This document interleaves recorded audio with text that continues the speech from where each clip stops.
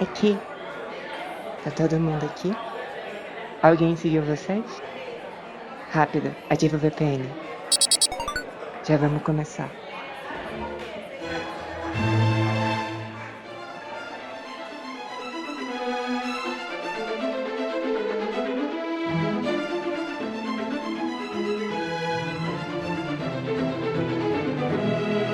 Olá, cancelados, sejam bem-vindos a mais um episódio do Toblock, o seu podcast para as pessoas que estão às margens da sociedade digital. Fazia tempo que eu não falava isso. Quem quer mais conteúdo do Toblock, a gente tem, alternando com os episódios gratuitos em áudio, os nossos episódios em vídeo para patronos. Então, para saber mais, vão lá em shibolete.org, shibolete com x, /10. E aqui, como sempre, está a Agatha e temos um convidado especial, que é o Hugo Freitas, que é um advogado lá de Belo Horizonte. Hugo, tem mais alguma coisa que eu devo dizer sobre a sua biografia, a sua pessoa, para o nosso público? Bom, eu sou um advogado de Belo Horizonte, né? Sou mestre na FMG. Eu acompanho ele desde a Aventura na Justiça Social. Eu acho que o ano que começou a página foi justo o ano que eu entrei numa Universidade Federal. Eu tenho muito lugar de fala a respeito desse identitarismo todo. Sim, e o Hugo tem um talento, aliás, que é melhor que o meu de desenho. Eu fiz a Bertine Bombom, mas minha habilidade de desenho é bem fraca comparada com a do Hugo. Ele já fez uma tirinha que foi parar, sabe onde, Agatha? Na timeline do Jonathan Haidt.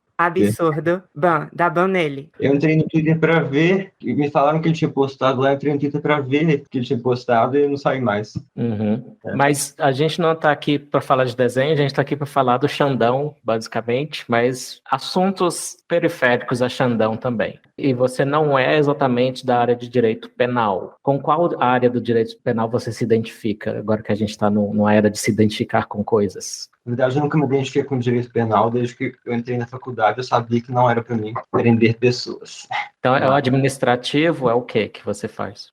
No momento, eu estou mexendo com casos de direito de família, direito do consumidor. Basicamente, eu tenho mexido é isso. Mas o que aparecer, eu pego. Uhum.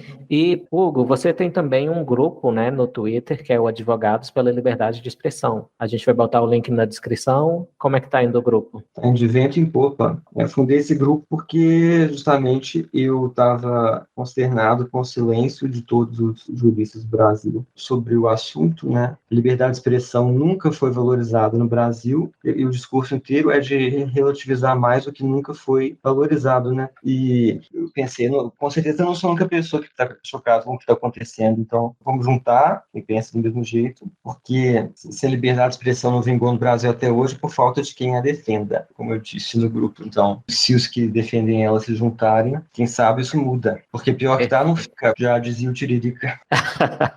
Você pegou uma frase excelente, bonita, e você complementou com tiririca. Ótimo. Você pegou o espírito do Tutoblock. É assim mesmo que se faz por aqui. Embora eu discorde, acho que pior assim. Tchau. Tomei Tchau, sua tchau. dose de pessimismo toda semana. E falando em direito, só me tira uma dúvida. Você é Vossa Excelência ou é Vossa Senhoria? Os meus pronomes são Vossa Majestade e Sua Majestade. Obrigada, gostei. Vossa Majestade é na segunda pessoa e Sua Majestade na terceira pessoa. Muito ok. que bem. Achei muito culto, porque aqui onde eu vivo, advogado é advogado só. É muito mais coisa não. Tem um E a mais para ser gênero neutro. Sim, beleza. Mas você se identifica como doutor também? A primeira vez que me chamaram de doutor, eu ainda era um estagiário. Eu achei o máximo. Hoje eu não ligo, só pagar nos honorários, estou feliz. Uhum. Mas isso daí é um meme ou realmente as pessoas, quando você estudava, quando você se formou, elas exigiam ser chamadas de doutor? É uma etiqueta profissional. Você não tem nem opção. Se você for no fórum, se for numa audiência e for tratar com as pessoas, é esperado que você vai chamar de doutor uns aos outros. Se não chamar, isso é um pouco esquisito. Então, leva um pito do Marco Aurélio Melo, né? Se for no STF. Não sei se vocês viram ele brigando com a advogada que não chamou ele de Vossas Excelências, chamou de vocês.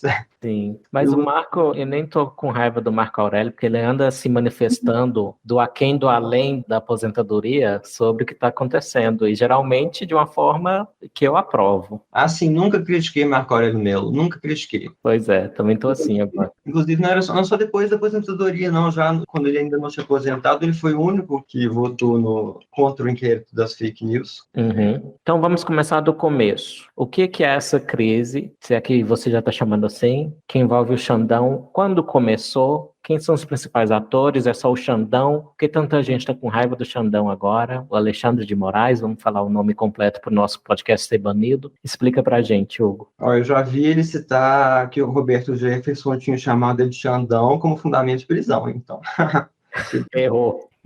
Bom, consta que isso começou em 2019, quando o segundo conjuro foi um ataque que um procurador da Lava Jato tinha feito contra o STF, não sei onde, porque o Ministério Público, eles têm essa cultura corporativa, né, em geral, eles são muito apoiadores da Lava Jato, que são os colegas deles que estão trabalhando, né, e a partir de certo ponto, eles começaram a ver a operação ser frustrada quando ela chegava em instâncias superiores. Começaram a fazer ataques, né, na dicção do Miguel Reale Júnior. Qual foi a diferença mesmo entre crítica e ataque? Bem, a crítica é quando eu faço, ataque é quando você faz contra mim, entendeu? Exato. E a diferença é que a crítica ela é protegida pela liberdade de expressão e o ataque você é preso. Exato. Então, guarde bem a distinção. E eles não confiavam no Ministério Público para denunciar as coisas que aconteciam com eles. Eles falam que teve ataque, ameaças. Eu acho que todo mundo que é da internet, que é figura pública, sofre ameaça de morte. Se a pessoa tiver projeção suficiente, né? A questão é o que a pessoa faz com isso. Aquela youtuber do canal Alabocós, qual é o nome dela? É a Débora.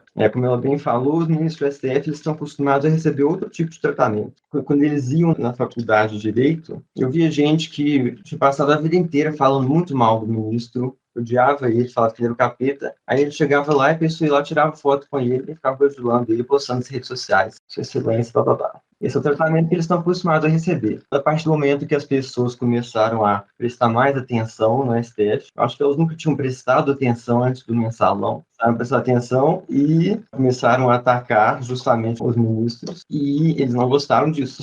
Não, é o que eu ia te perguntar, já que algo, uma semente do que está acontecendo, começou lá na época do mensalão, é um período anterior ao nosso querido Alexandre de Moraes, antes conhecido como Xandão, agora não mais.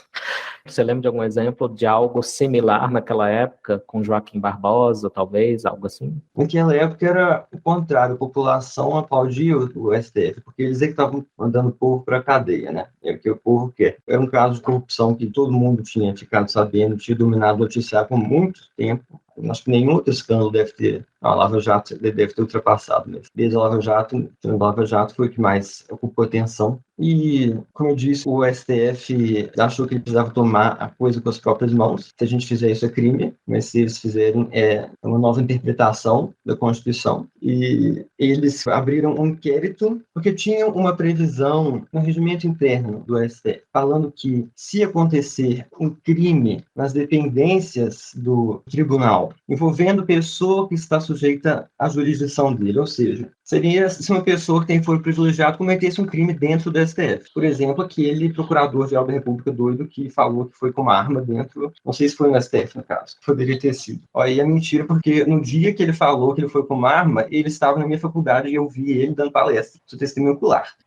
Informação exclusiva do Block. Então, Hugo, talvez a semelhança que a gente tem da época do mensalão até agora foi, como você disse, uma maior presença dos ministros do STF midiática, talvez. E aí uma pergunta para você, essa presença midiática tem algum controle sobre ela? E nos Estados Unidos, por exemplo, eu não vejo os juízes da Suprema Corte toda hora na CNN ou na Fox News palpitando nas coisas. Não sei se é proibido ou coisa assim. No Brasil, tem alguma limitação sobre os juízes, os ministros estrelinha? Olha, para os juízes em geral, existem algumas regras, principalmente que eles não podem falar mal de decisões de outros juízes, não podem falar coisas que vão tornar eles suspeitos, enfim. Sobre eles serem estrelinhas, eu não saberia dizer quando começou, mas o fato é que os ministros do STF no Brasil eles não são comparáveis aos dos Estados Unidos, porque aqui eles têm um papel político muito diferente. Isso não é uma questão de direito, é uma questão de política. Isso é ótimo. Seria muito bom você explicar, até para quem não sabe, só tipo,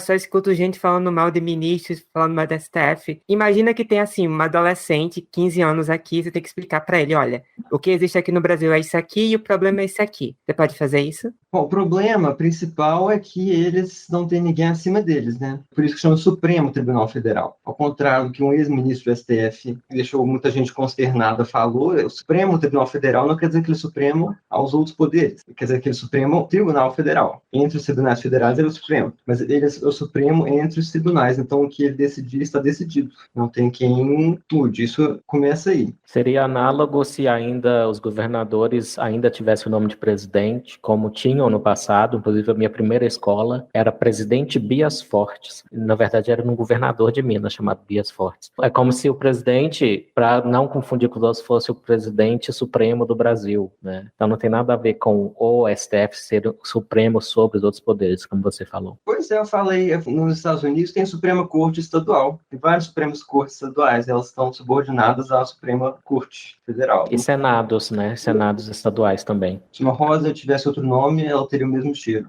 Shakespeare. Olha que chique ele citando Shakespeare. O problema, quem mais critica o STF hoje são bolsonaristas ou a direita do espectro político, digamos, né? O problema é que as pessoas enxergam. Qual é o problema do STF? São dois, na verdade. Um é que o STF anula casos de corrupção que eles queriam que fossem punidos, né? Uhum. O outro é uma causa mais fundamental, que todo mundo sabe que o STF tomou muitas decisões progressistas, né? Parece que tem um consenso que esse ativismo judicial, acho que talvez ele está interessado em saber quando começaram as tendências que a gente vê. Se diz que o STF era mais pacifista judicial, não existe essa expressão, era mais assim no começo dos anos 90, logo depois que foi aprovada a Constituição. Isso mudou, nos anos 2000 para frente começaram a ficar mais ativistas. Uma narrativa que eu já vi é que eles deixavam as questões para o Congresso e acabaram vendo que o Congresso não votava nada e perderam paciência em algum momento em vez de ter votação. Não sei se é verdade, mas é uma explicação possível. E o STF, a composição dele, atual, ou pelo menos até esse governo conservador, era uma composição mais progressista, né? Então, o ativismo judicial era para o lado do progressismo. Eu acho que as pessoas só criticam o ativismo judicial do lado que elas não gostam. Eu não acredito na pessoa que é uma crítica coerente do ativismo judicial. Ainda estou para ver um. Inteiro já não, e cabeça de bacalhau. Eu acredito que sempre é contra o ativismo judicial. Bem, eu fiz uso do meu direito de me casar com um homem, e que foi uma decisão do STF, e eu digo que eu sou contra como foi decidido isso. E eu cito como exemplo, e eu sei que o brasileiro odeia ouvir isso, mas um exemplo nessa área é a Argentina, que a Argentina fez as coisas todas pelo parlamento, onde estão os representantes, né? Então, eu vou colecionar outros exemplos surpreendentes para você de oposição minha ao ativismo judicial. Mas então quer dizer que a STF foi lá em 88, foi promulgada, só durou 12 anos, assim, o pensamento de que ela era o suficiente, digamos assim, só durou 12 anos. Aí chegou o ano 2000, começaram o ativismo judicial para criar leis que não estavam previstas. Uhum. Tem várias teorias de ciência política que explicam por que aconteceu essa mudança. É uma estratégia de driblar falhas institucionais. Por exemplo, a nossa Constituição é a terceira maior do mundo, mudar ela é difícil e o Congresso é muito fragmentado cada vez mais. Muita gente defende isso, assim, abertamente. Mas claro que quem não é a favor das pautas não vai aprovar essa conduta. Então, num mundo paralelo, igual lá no multiverso do Homem-Aranha, tem um Brasil com o STF conservador que está aprovando a arma para todo mundo. E aí são os conservadores que são a favor do ativismo judicial, né? Talvez. Mas vamos entrar mais um pouco na questão premente, né? Eu sei que você tem receio de comentar algo que não é da sua seara, mas você fez algo que eu não fiz, que foi ler em mais detalhe, por exemplo, essa última decisão aí do Xandão de abordar 8 grandes empresários bolsonaristas. E aí eu vi um pessoal falando assim, claro que ele tem uma razão melhor do que a matéria do Metrópolis. Que basicamente um repórter, para os nossos ouvintes que não sabem, um repórter se infiltrou no grupo do Zap Zap dos grandes empresários, incluindo o velho da Havan. E aí ele catou o que era mais suculento e postou como print lá no Metrópolis, e o que era mais suculento era opiniões golpistas, digamos assim. Eu lembro de uma delas. Eu não sei qual dos empresários falou. Se Lula ganhar, eu prefiro o golpe. Hugo, isso está dentro da liberdade de expressão, para começar? Bom, desejar coisas não é crime, né? a não ser que seja filme de pensamento. Por exemplo, o Hélio Schwartzman escreveu um artigo na Folha que, quando o Bolsonaro testou positivo para a Covid, ele escreveu um artigo dizendo que ele torcia para que o Bolsonaro morresse, explicou o cálculo utilitarista dele, e muitos bolsonaristas pediram a cabeça dele, o ministro Bolsonaro pediu abertura de inquérito criminal contra ele. Eu acho que isso não pode ser considerado incitação, porque vírus não tem volição, então ele não é capaz de atender um chamado para matar o Bolsonaro. Então, desejar um golpe não é crime. A bem da verdade, as mensagens em si não precisariam ser crimes para que tivesse acontecido o que aconteceu, né? Porque, na realidade, faz uma investigação. Mas o que aconteceu é que empresários que são famosos apoiadores do Bolsonaro, pelo menos alguns deles, fizeram comentários do tiozão do Zap, no WhatsApp, que acho que todo mundo já ouviu fora do Zap. E o Alexandre de Moraes tem, digamos, como é que fala, uma low bar em português.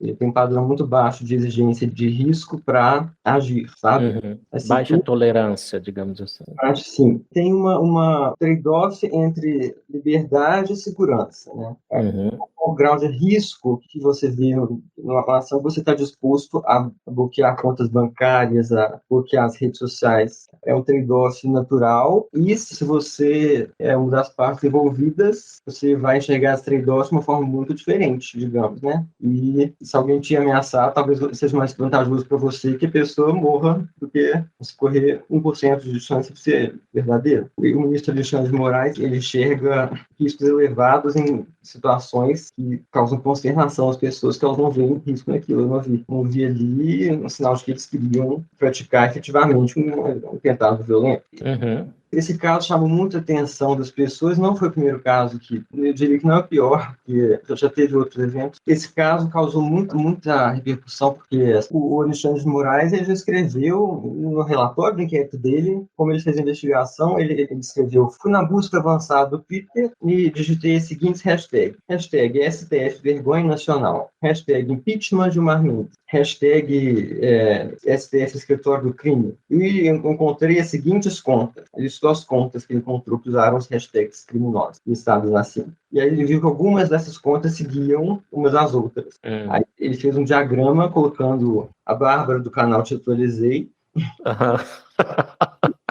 Tinha dado azar de usar algumas dessas hashtags. Ele fez um diagrama colocando ela, a foto dela, setas de pessoas que seguiam ela. Então, claramente, uma organização criminosa. Uhum. Desmonetizou ela e impediu ela de receber a renda que ela recebia do YouTube, que eu saiba até hoje, não sei se isso alterou. E ninguém deu bola. Ninguém dá bola até hoje. Então não é a primeira vez que o Alexandre de Moraes meio que abusa do poder que ele tem. Meio não, ele abusou do poder que ele tem. Vou afirmar isso sem medo de errar, porque eu já falei isso no Twitter, então se eu for me ferrar, eu já tô ferrado. E ele tinha outras instâncias, eu lembro do PCO, o PCO também teve, e é um partido político, é sério. Eu não respeito a ideologia desse partido de modo algum, mas é um partido político que teve o seu acesso a uma importante plataforma, mais de uma, na verdade, um acesso ao público e o que ele tem para se promover, né? Se fosse um sistema mais sério que os partidos dependem de doações dos apoiadores, em vez da mamata do fundão eleitoral, seria ainda mais grave, mas já é grave o suficiente. Então ele censurou o PCO chamou ele de ditador ou coisa assim, e o PCO já estava reclamando porque outras coisas aconteceram antes, e o próprio PCO diz que os principais alvos eram bolsonaristas e tal. Então agora a gente tem talvez dois extremos, extrema direita e extrema esquerda, para quem aceita esses termos, eu não necessariamente aceito, mas agora com os empresários talvez parece que o cerco começou a fechar, ou como dizem muito, a janela de Overton, né, começou a se mover, e se nada for feito, então vamos para lá já. O que pode ser feito? O que eu sei é que existe impeachment de ministro do STF, que eu saiba nunca aconteceu, não vou te cobrar que vocês saibam, talvez seja uma informação histórica muito de nicho, mas quais são os mecanismos para fazer alguma coisa? Porque só reclamar não está adiantando. Eu acho que é que você se engana, ele reclamar adianta muito, tanto que a gente vê em alguns momentos o ministro Alexandre de Moraes dando sinais que não está dando para trás, mas pelo menos sentindo necessidade de se justificar. Por exemplo, isso que eu falei do Diego Scosteg, jornalista apontou que eles sentiram necessidade de reforçar documentos que eles apresentaram para engrossar, para fazer uma gestão de crise de imagem. Tem alguns momentos que você vê, no mínimo, uma necessidade de se justificar. E a realidade é que o ministro Alexandre de Moraes só vai tão longe porque ele recebe apoio maciço, enfático, uma grande parcela da sociedade, uma parcela poderosa da sociedade. Ele não está sozinho, ele foi indicado brasileiro do ano pela revista Expresso, me lembro, já recebeu prêmios de outra revista. Ele já apareceu na capa da revista Veja como A Muralha, defensor da democracia, defendendo democracia com censura. Hoje em dia, censura é democracia e falar mal do Estado é ditadura. É isso que eles estão gente, literalmente. Sim, como eu disse, parece a crise é sobretudo de incompetência interpretativa contagiosa. Eu aceito a sua resposta, eu gostei dela. Já que os ministros querem ser estrelinhas, eles vão responder a incentivos de estrelinha como desaprovação de uma porção substancial da opinião pública. Então, reclamar tem o seu efeito. E caso isso não seja suficiente, caso ele piore e continue lendo os nossos grupos do WhatsApp, não foi ele que fez isso, na verdade foi o jornalista cagueta, o que é uma vergonha para o jornalismo, sinceramente. Mas o que mais? Esse processo de impeachment, por exemplo, é só o Senado que pode chamar, certo? Você sabe alguns detalhes de como isso acontece? Sim, existe impeachment de ministro do STF. As hipóteses de impeachment, tanto do presidente quanto do ministro do STF, elas são muito abertas, mas tem uma hipótese específica que ele já incidiu, que é julgar caso em que se é suspeito. O PCO mesmo chamou ele de skinhead toga e disse que ele estava preparando um golpe na eleição. Isso é um crime contra a honra. Eles estão acusando ele possivelmente de calúnia. Se você é acusado de calúnia, aí você vai para a polícia, entra com uma ação criminal. Ele não fez isso. Ele chamou para ele, que é mais do que... Nem suspeito ele era. A questão é que quem vai querer mover um processo de impeachment contra o ministro do STF. E aí a questão dos senadores, né? Por isso que os bolsonaristas também estão fulos com o presidente do Senado, né? Direto eu vejo eles citando ele no Twitter, falando mal até, porque ele sentou em cima, né? Não faz nada a respeito. O Bolsonaro parece que ele pediu um certo ponto para abrir o processo, né? E não foi para frente. Lembra disso? Sim, Bolsonaro fez uma medida dessas. Ele incluiu o ministro Barroso, que eu achei muito injusto, mas o fato é que a imprensa tratou isso que ele fez, que é uma medida institucional, pode ser o que for, certo ou errado, mas é uma medida institucional. Ela tratou isso como assinte, como ela tratou como assinte quando o ministro indicado por ele teve uma decisão de uma corte inferior. Então, medidas que são regulares, são previstas em lei, a imprensa trata como escândalo. E abuso de poder, censura no mesmo dia, a imprensa ou silencia ou aplaude. O momento que a gente vive é um momento de ascensão de um autoritarismo de esquerda. Claro que tem autoritarismo de direita.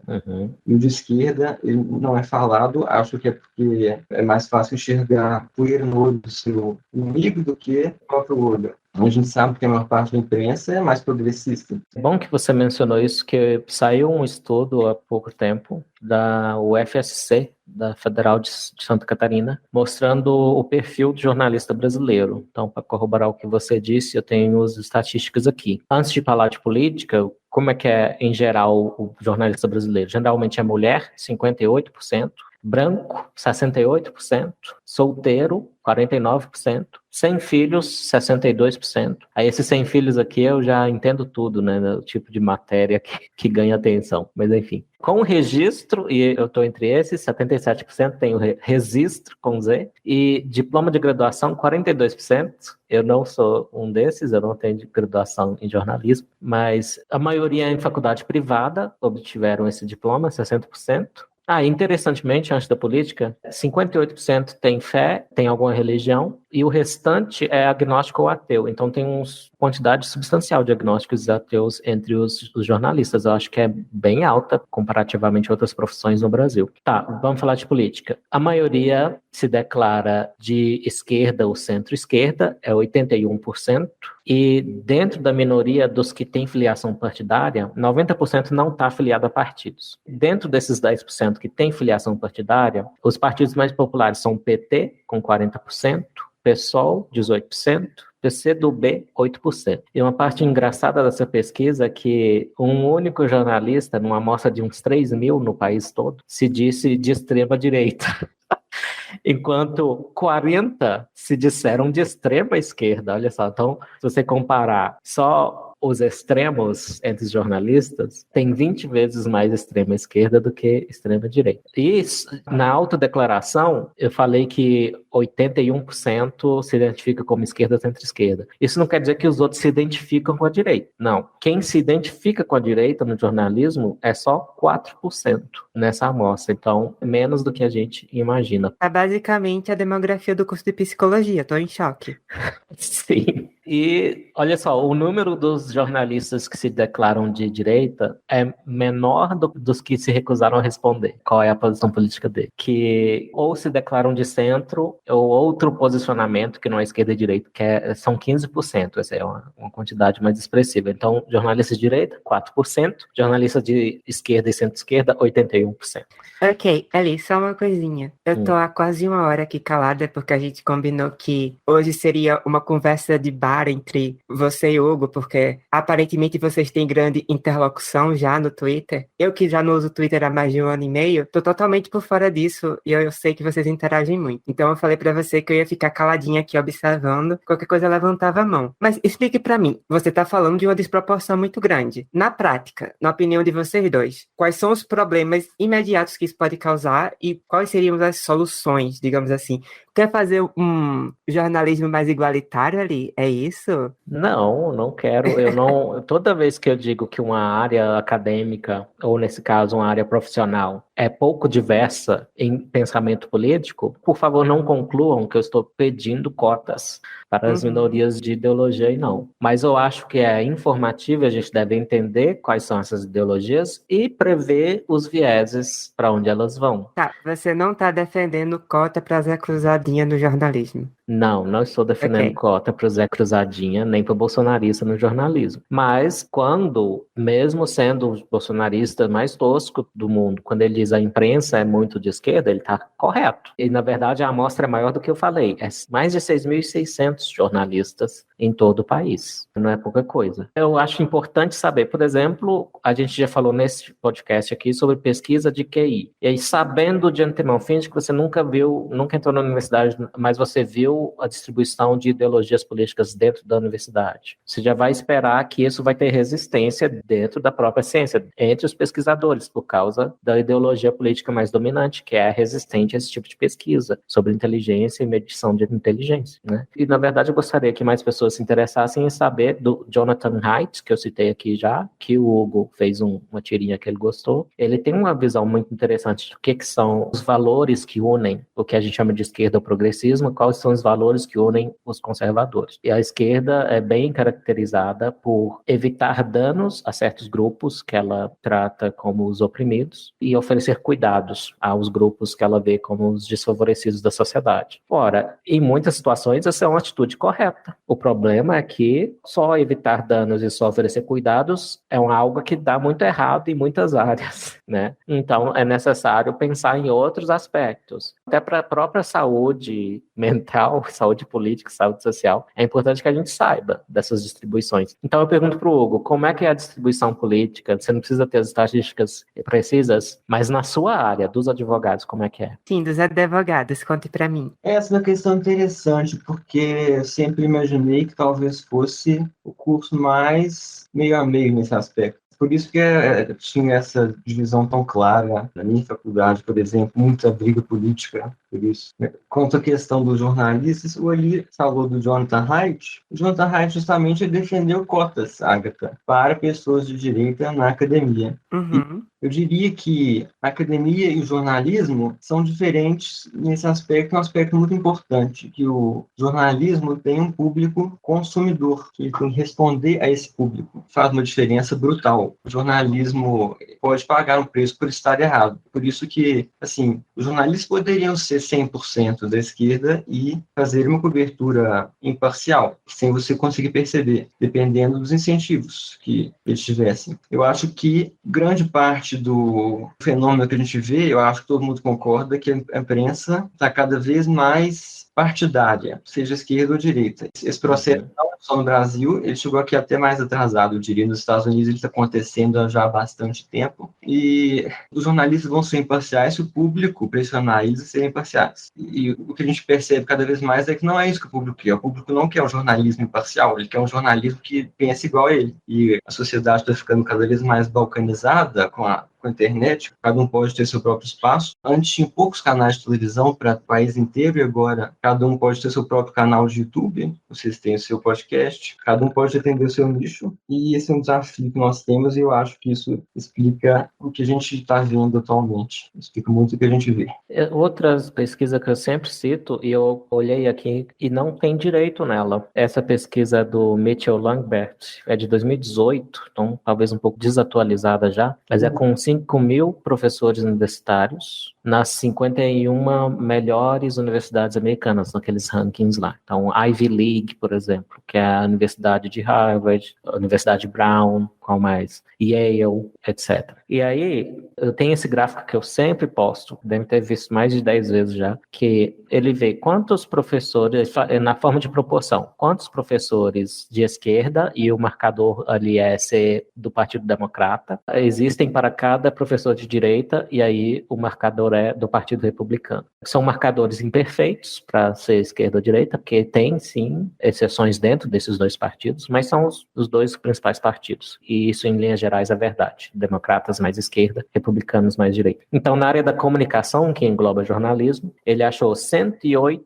professores de esquerda para 0 de direita. Porque na amostra não tinha nenhum, então ele teve que colocar para 0. Na verdade, é 0 ponto alguma coisa, porque ele faz uma estatística lá. Na antropologia, é 56 para 0 de novo. Na religião, é 70 para 1. Então, aí começa pelo menos a ter 1 de direita. Então, 70 professores de esquerda para cada professor de direita na religião, na teologia, que eu achei interessante. Vamos ver, as áreas mais próximas ao direito, eu diria que são sociologia, mais ou menos, né? Eu sei que são bem diferentes, se eu olhar no Brasil, os estudantes de ciências sociais e estudantes de direito são muito diferentes. Porque a pesquisa deve ser nos Estados Unidos, correto? Sim. Não é uma graduação. Ah, não é uma graduação em direito. Ah, não sabia. Então, na sociologia, 44 professores de esquerda para cada um professor de direita. E vamos ver, então todas as áreas listadas têm mais esquerda que direita nessa proporção, e a que menos tem, ainda tem uma vantagem de professores de esquerda, é a engenharia, com 1,6 professores de esquerda para cada um professor de direita. Na psicologia, Agatha, é 17 professores de esquerda para cada professor de direita. Na biologia, ele é 20,8 professores de esquerda para cada professor de direita. É isto. Saudável. Muito saudável. Por isso eu até entendo o Haidt defender cotas, mas eu não vi ele defendendo cotas, isso até é novidade para mim. Ah, ele defendeu. Inclusive, eu conheço pessoas que são docentes de psicologia, que são libertários, mas se fingem de esquerda genérica para não chamar atenção. É o que é mais normal. Eu imagino que nas pesquisas as pessoas estão sendo honestas, mas o que eu quero dizer é que talvez você possa ter uma outra pessoa que não se encaixa no estereótipo de esquerda, mas ela não vai falar isso em voz alta nem para os alunos, nem para os outros professores, isso eu garanto. No seu curso, como é que você achava que era, Hugo? Porque, assim, direito tem um estereótipo de ser uma coisa mais, né, de pessoas de direita e tudo mais. Quando eu paguei uma cadeira de criminologia e psicologia, tinha esse atritinho entre os alunos de psicologia e os de direita, que ficavam, esse povo aqui é muito de esquerda, esse povo aqui é muito de direita. Eu achava tudo de boa, mas existia um rancinho entre os dois ambientes. Como é que você avalia e classifica? Pelo menos com a experiência que você teve, o curso de advocacia no Brasil, de direito. Eu posso falar que se você perguntar para as pessoas de direita, no curso de direito, eles vão falar que não suportam a faculdade porque só tem gente esquerda, e se você perguntar para as pessoas de esquerda, falam que não suportam porque é um ambiente conservador, não sei das quantas. Isso é fascinante. Ou seja, talvez tenha muita gente de centro, e centro sempre cai pro lado ou pro outro de quem tá olhando. A minha turma chegou a dividir em duas, as pessoas que eram mais politizadas fizeram um acordo nem tão tácito assim, na verdade foi verbalizado, quem é de direita foi para uma turma e quem é de esquerda foi para outra. Então acho que isso responde bem a sua pergunta, já dá até proporção, né? A coisa de chegar ao ponto de dividir a turma, os alunos de esquerda e de direita, é feio. Mas qual turma tinha mais gente? Elas eram iguais de tamanho, né? Claro que quem não era treteiro não participou dessa segregação, mas é mais ou menos o mesmo tamanho. Claro que provavelmente é mais de esquerda, porque assim, você vê as pessoas que eram chamadas de direita lá, na verdade elas eram de esquerda, para um padrão mais da sociedade, mais em geral, né? Eu cheguei a ver algum presidente americano que era da direita, não lembro qual, ele era de uma faculdade, onde a faculdade se dividia em grupos trotskistas, e stalinistas e não sei o que mais istas, e tinha um que era só social-democrata, e ele era do social-democrata, e ele e mais vários políticos que eram do movimento conservador americano que veio depois. Então, assim, a impressão é que as pessoas mantêm uma posição relativa dentro do ambiente que elas estão, assim, entende? O que é direita e o que é esquerda muda em cada lugar. Uhum. E você soube de alguém, não sei com quão afinco você está acompanhando, mas dos importantes que se manifestaram contra os desmandos do ovo que tudo vê, que é o apelido que eu dei pro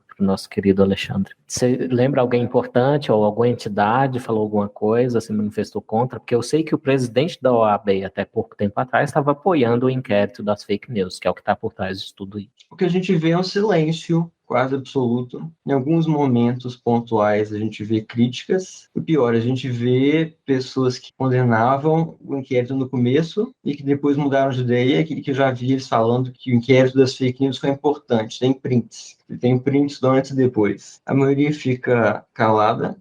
Quem você pode contar que vai condenar de forma consistente são os advogados, né, e outros profissionais do direito que são bolsonaristas. E alguns são até bem bons, tecnicamente, mas eles têm essa característica de ser politizado. Então, eu diria que é uma exceção que confirma a regra. De resto, você vê só críticas no máximo muito pontuais. Aí, nesse momento agora, no direito tem uma cultura de você ser, não é só chamar de doutor, sabe, Agatha? Em geral, não é só usar terno. Você tem que ser polido o tempo inteiro. Pode ver os advogados que usam Twitter, por exemplo, a maioria fala de um jeito bem indiano, muito controlado, e evitam criticar juízes ao máximo, talvez porque eles tenham medo que um dia o caso deles vai estar na mão das pessoas que eles estão criticando agora, talvez, não sei. E a origem disso tudo está na Lava Jato, apesar de ser esquecido, sabe?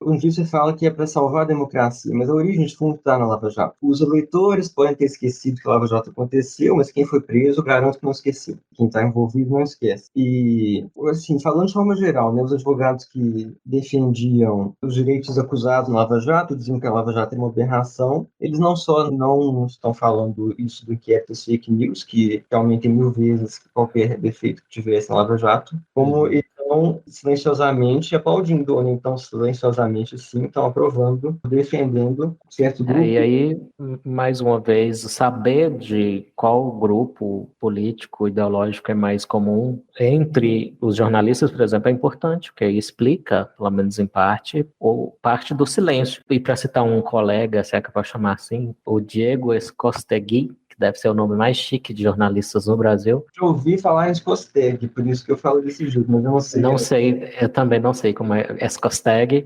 Ele tem um site novo, jornalístico, em que eu indiquei o texto dele sobre essa questão, que o título é O Xerife Não Tem Nada. Gostei. O site é obastidor.com.br.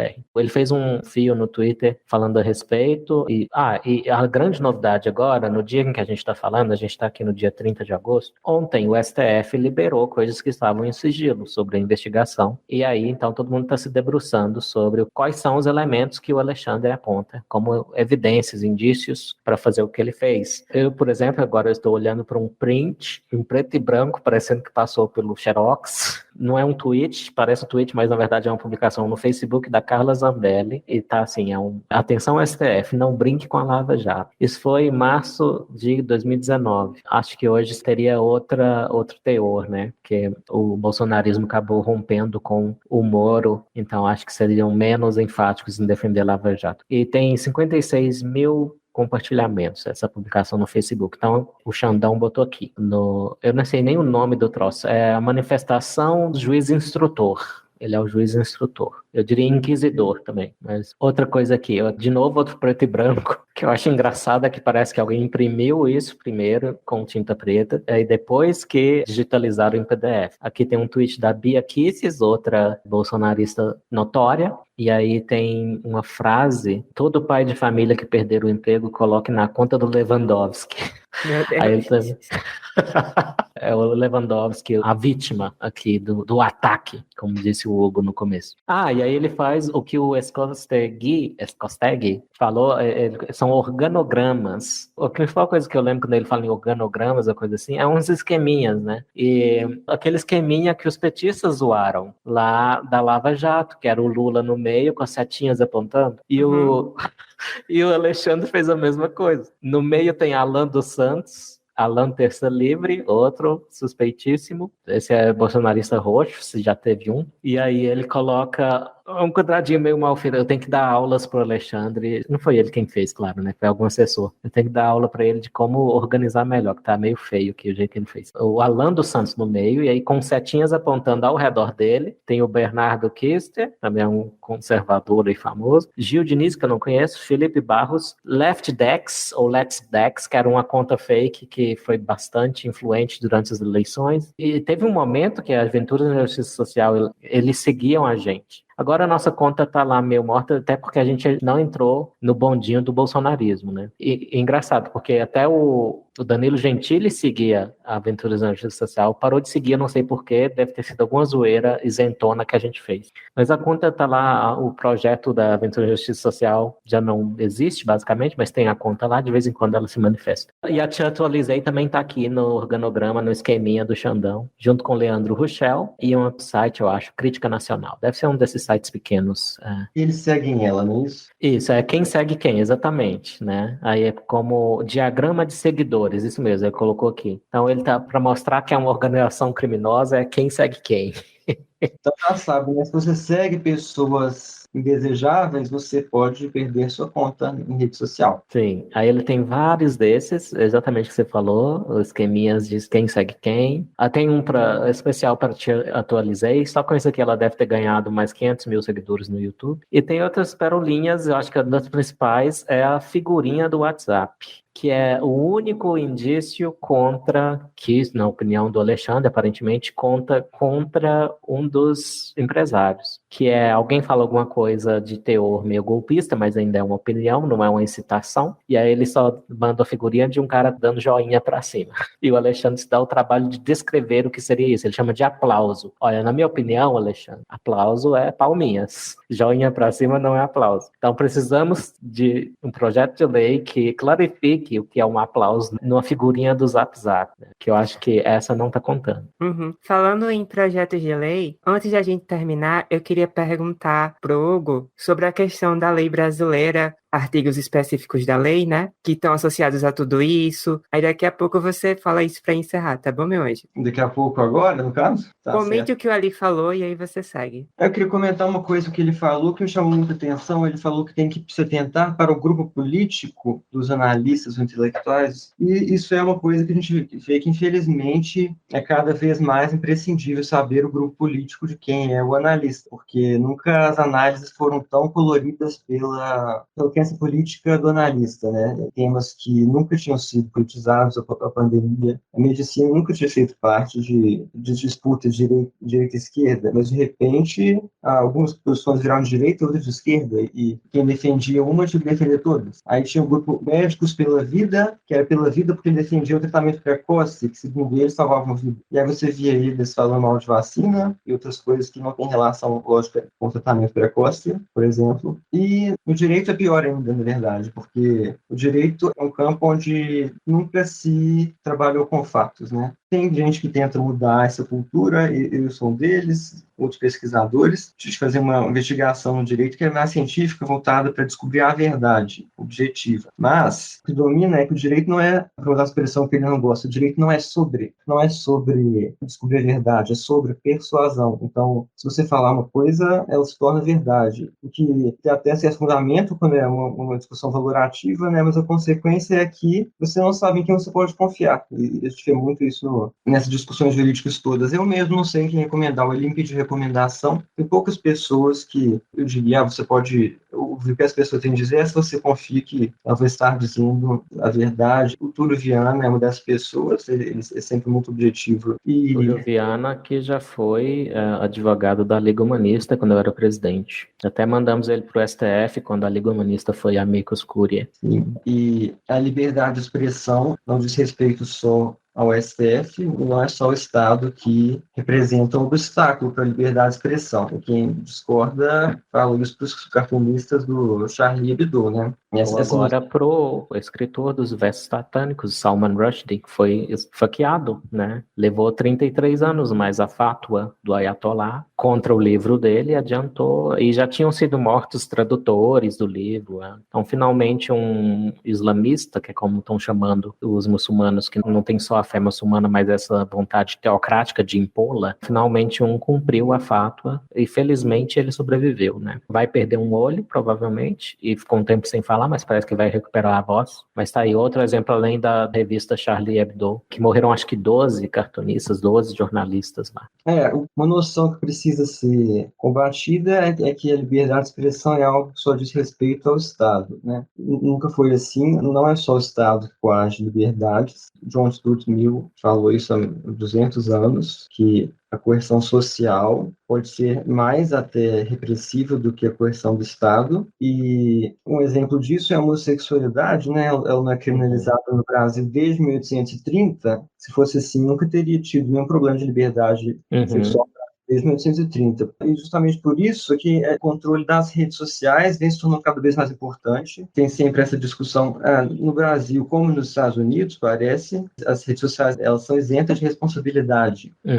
Conteúdo, a não ser em casos muito específicos, assim, que se a justiça mandar ela deletar um conteúdo que foi legal e ela não deletar, ela se torna responsável, assim, ela não passa mas a questão se é justo e se é simétrico a rede social poder usar dessa isenção de responsabilidade e, ao mesmo tempo, fazer papel eventual de moderadora de conteúdo.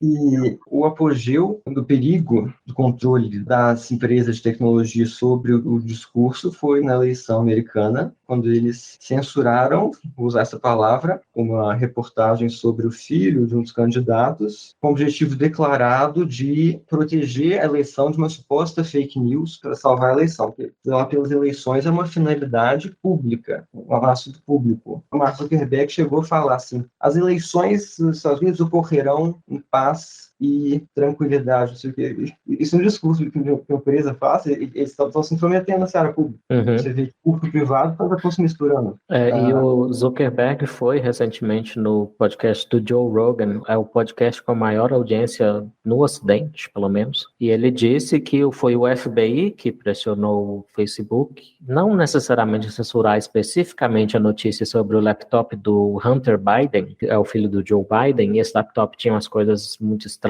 sobre, por exemplo, o Hunter Biden ganhar dinheiro de uma empresa de energia lá da Ucrânia, onde está tendo a guerra agora, e ele usando o nome do pai como uma moeda de troca, ou acesso a alguma coisa que parece que ninguém sabe o que é ainda. Foi o New York Post que publicou essa notícia. Tinha um pouquinho de envolvimento do grupo do Trump? Sim, porque foi o Rudy Giuliani, que é um advogado que era um dos principais da campanha do Donald Trump, quem comprou este laptop em uma loja de penhores. Então, tinha o dedinho da campanha do Trump, mas aí a responsabilidade dos jornalistas é avaliar se isso foi fabricado ou se é algo real. E tinha uma evidência de que era real. Aí o New York Times levou 2 anos para admitir que era real. Basicamente, esse foi o grande problema aí. E, claro, eu concordo contigo, a posição das redes sociais na legislação americana é muito precária. Basicamente, você tem ali um dispositivo normativo em que elas se fiam para ficar num limbo. É basicamente um limbo, porque elas têm os direitos de uma plataforma, de não se responsabilizar pelo conteúdo, mas querem ter prerrogativas de editora, de censurar opiniões, de diminuir o alcance de notícias. Foi isso que o Zuckerberg admitiu para o Joe Rogan, que ele diminuiu o alcance da notícia sobre o laptop do Hunter Biden. Então, é uma coisa assustadora, porque eu simpatizo, eu critico, mas simpatizo o pessoal da teoria da conspiração, porque às vezes fica parecendo que é tudo de propósito, que é um conchavo de uma grande tribo política ou coisa assim, para prejudicar os adversários e fazer favores a si mesma pela supressão de fatos quando é conveniente. Bom, no Brasil, essa regra foi repetida, de isenção de responsabilidade. Tinha um projeto de lei onde o governo Bolsonaro estava querendo limitar a possibilidade das redes sociais de moderarem conteúdo, o que gerava muita polêmica, e o jeito que a imprensa responde a iniciativas desse tipo é previsível. Eles dizem que é porque ele trabalha com fake news, é o modus operandi dele, então ele está querendo legalizar fake news. Teve um youtuber que até falou agora que a mentira foi legalizada no Brasil, falou isso, acho que foi hoje. Sim, foi o Castanhari. A mentira nunca foi crime, exceto em casos específicos, né? Nessa área eleitoral sempre teve muito mais intervenção do que o usual, sabe? Então, dizer mentiras sobre o candidato poderia ser crime eleitoral em alguns casos, mas isso é menos problemático porque a pessoa está entrando no jogo voluntariamente, né? E também tem mentiras ligadas assim, a difamação, né? Difamação, calúnia e estelionato, tem algumas situações muito específicas ligadas a dano, mas o que você está querendo é proibir a mentira em si, como se ela fosse legal, o que é insustentável. É uma coisa logicamente impossível você fazer isso, fatalmente vai ser seletivo e uma hora esse raciocínio vai cair. Sim, eu uso um argumento análogo ao que eu uso para ser contra a pena de morte. Eu não quero dar ao Estado a prerrogativa de tirar vidas humanas, que invariavelmente o Estado vai cometer erros, ele tem uma competência bem limitada e uma hora ele vai matar inocentes. Mesma coisa com dar ao Estado a prerrogativa ou o direito ou o poder de decidir o que é verdade e o que é falsidade. Prontamente ele vai dizer que o que é verdade é só o que favorece a eles ou então quem está no governo tomando as rédeas do Estado, mesmo que temporariamente, vai fazer isso de uma forma seletiva. Então, não tem outro jeito, tem que ser na liberdade e julgar o que é verdade, em última instância, cabe a responsabilidade individual. Não vejo outra solução.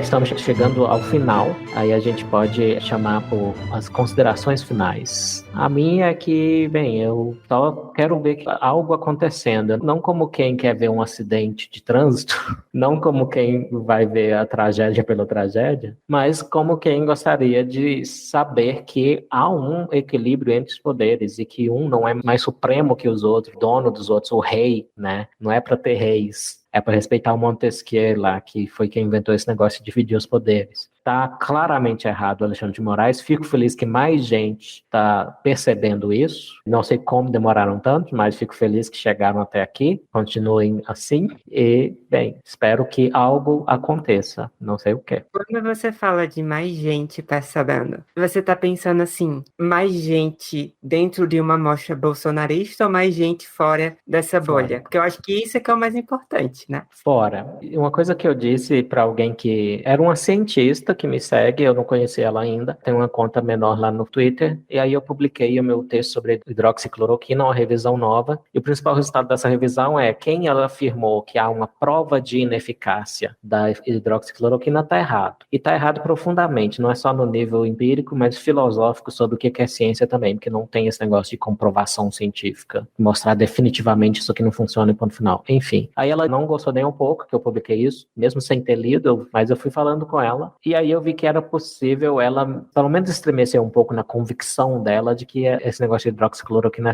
só coisa de bolsonarista. Aí eu falei assim para ela, olha, nenhuma posição política é uma garantia de ter a verdade. Por isso que eu indico tanto a teoria do Haidt, espero que ela seja verdadeira, não sei se ela é verdadeira, mas no mínimo ela complexifica o nosso pensamento, nos informa que as diferentes tribos políticas, seja lá como vamos chamar elas, esquerda, direita, progressistas, conservadores, liberais, a gente vai partir em três, como a gente falou no episódio anterior aqui no Toblock, elas vão errar de um modo que é sistemático, porque reflete os compromissos delas, que são morais, como o Haidt propõe. Então, nesse assunto aqui, quem vai estar mais propenso a errar, ou como vão errar, eu acho que é melhor. Eu acho que é melhor assim, qualquer assunto que você vai abordar, todo mundo está errado, então esse é o ponto de partida, todo mundo está errado, e como vão errar é previsível pela ideologia política. Basicamente é isso. Quando eu digo que eu estou feliz que mais gente está aceitando que o Alexandre de Moraes está abusando de poder, eu estou falando sim de quem estava com o viés de negar que isso acontece, porque está gostando de quais são os alvos, né? Pelo menos até antes do PCO virar alvo também. É esse pessoal que eu tô vendo ficar mais ameno à ideia de que talvez em uma coisinha mínima os bolsonaristas podem ter razão. Imagina uma coisa dessa. Bom, de que os bolsonaristas não são, nem de longe, alguém que a gente pode confiar para defender a liberdade de expressão, né? Você falou sobre eles não serem capazes de enxergar que os bolsonaristas possam ter razão em algum aspecto. Mesmo no STF, eu acho que eles acertam quase por acidente às vezes. Mas, enfim, um comentário que eu vi sobre o golpe de 64, deve ter sido no aniversário, assim, falaram que a democracia caiu por falta de quem a defendesse. Assim, não estou dizendo que a democracia vai cair no Brasil, não daquele jeito, né? Mas, assim, deterioração sutil, a gente já percebe, e é um país onde a liberdade de expressão já nunca foi valorizada, onde sempre se deu mais peso para a honra da pessoa, até as pessoas que não estão mais vivas, do que a liberdade de se expressar. E vamos ver se o que eles tanto querem, que é a saída dos bolsonaristas de poder, eles vão aquietar, né? Ou se isso vai continuar na trajetória que está. Eu confiança de me chamar para o seu podcast de vocês. Muito obrigado por aceitar nosso convite, Hugo. Foi muito proveitoso e você, com certeza, nos passou coisas que a gente não sabia. Eu vou aproveitar que você disse que a preocupação do Brasil é mais com honra do que com liberdade de expressão e vou falar, quem mais se preocupa com honra? Os islamistas. Beijo, tchau. Acabou a conversa de... Ah, tá, tchau. Até a próxima. Valeu, Hugo. Tchau, tchau. Tchau. E publicar.